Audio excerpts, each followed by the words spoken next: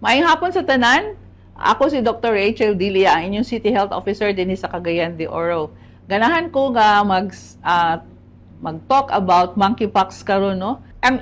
Mpox sa una Manila raman na, no, o sa Luzon, but this time nanata sa Mindanao.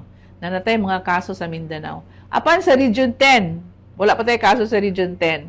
Ang mauna nga tungod kay kita usa man ta ka island sa Mindanao, from any point pwede man ta makabiyahe gikan sa by land, no?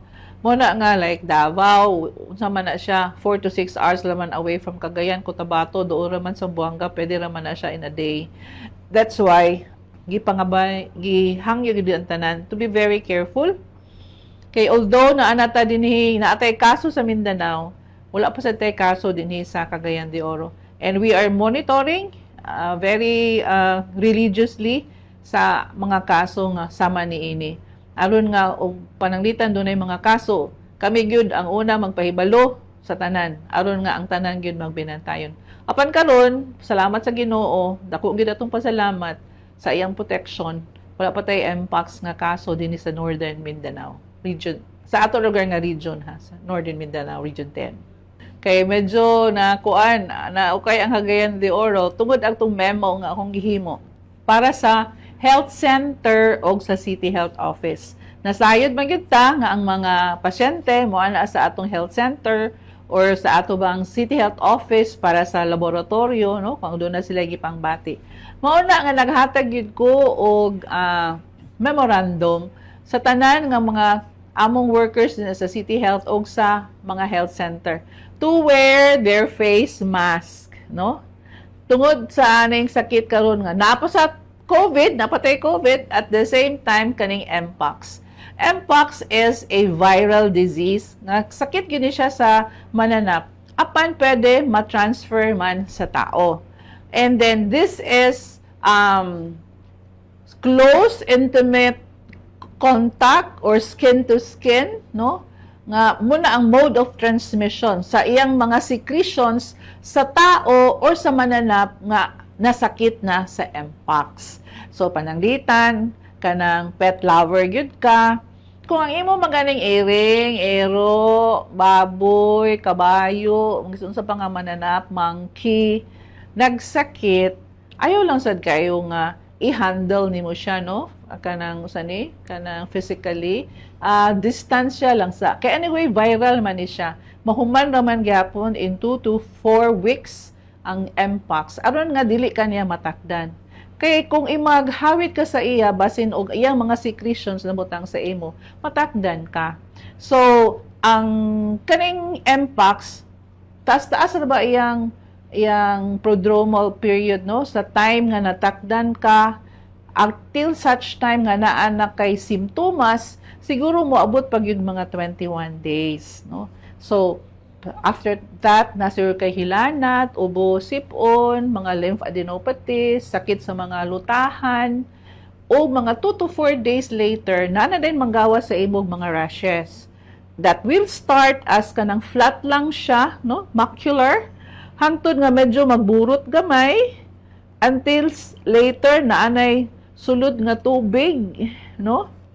Atong gitawag og mga vesicles, until may mo siyang pustules, burag mga nana na, no? Dayon sa katong iyang burot sa tunga-tunga burag dunay dimple, no? Mag-ana siya, maglawom gamay. Unya human ana katong nagnana na pila ka adlaw, isimana siguro, malaya kanang burang bitaw siya og kanang makugang asa ni kana bang mauga na ang samad, may mo siyang kugang. Pag ibot na din agto, so mabalik na din sa normal nimo nga imong pamanit. Depende lang na dayon, no, kay usahay ang rashes manggod magstay for 2 to 4 weeks. Siguro basin og ganang masamad ba siya or makatol nimo tungod kay katulsad siya usahay sad sakit. So nanad day mga secondary bacterial infection, mao na nga pagkapali, pagkuha nimo sa kugang medyo na ay depression sad, no? So muna And then ang diferensya sa Mpox o sa chickenpox, actually prepare sila no kung nasakit na ka sa una sa palukpok, so ingon ana yun no nga medyo lain ka tan-awon. Pero this time more on sa kuan sad sila sa mga extremities, katong mga party sa lawas nga exposed no sa tiil pod na now apil magani usay sa ba o sa dila. So unsaon pag likay no? Aduna na kita'y vaccine, pero dili pa kay siguro na siya available gyud sa tanan no kanang brag gihatag para sa ato sa COVID sa una nga ang gobyerno nag-purchase. Kani wala nag-purchase ang Philippine government. And then ang atong kabuhaton lang sa mga katawhan nga nasakit sa Mpox, maghatag lang ta sa supportive lang no, pananglitan, naghilanat, hatag tag paracetamol, katul kay tanan na magbutahatag matag lotion, and then ato lang gina encourage no kung wala na siya naghilanat na maglimpyo, ligo kada adlaw aron dili kaayo mangatol siya kay og mangatol makalot nimo basin masamad. Hulatan lang no kay kuan man siya, viral man siya, naa siya proseso, after 2 to 4 weeks mahuman na pud siya. Apan problema sa mga katawhan nga medyo menos or mubo gyud kay resistensya, kay pwede sa gyud siya ikamatay. So dili gyud siya nga kada bitaw ato lang siyang maunsa lang, kay pwede sa siya ikamatay. Bisan ka ng chickenpox, pwede mangyapon ka mamatay, labi na gyud og immunocompromised. Okay? So ang buhaton nato para malikayan, mag-wear tog face mask, ha? Frequent hand washing, no? Katubi taw ato minimum public health standards. Naanad na taan ni, Sharo. Tulo ka tuig nga ato ning natun-an sa COVID. And then ang pagprotektar sa tagsa-tagsa gihatag na gyud sa gobyerno sa matag usa. Si Mayor Clarex nagstorya gyud nga kinahanglan ang tanan gyud mabinantayon this time. Labi na gyud og kanang luya ka, brag lain man impaminaw, puyo lang sa balay, no? Og sa bahi. Labi na gyud og nanay manubo pod sa imo gikan ka naghilanat, then naasay nanubo dili ka makasabot. Agdo sa pinakaduol nga health center aron nga atong ma-assess ug mahatagan ka og insakto nga pagpanambal.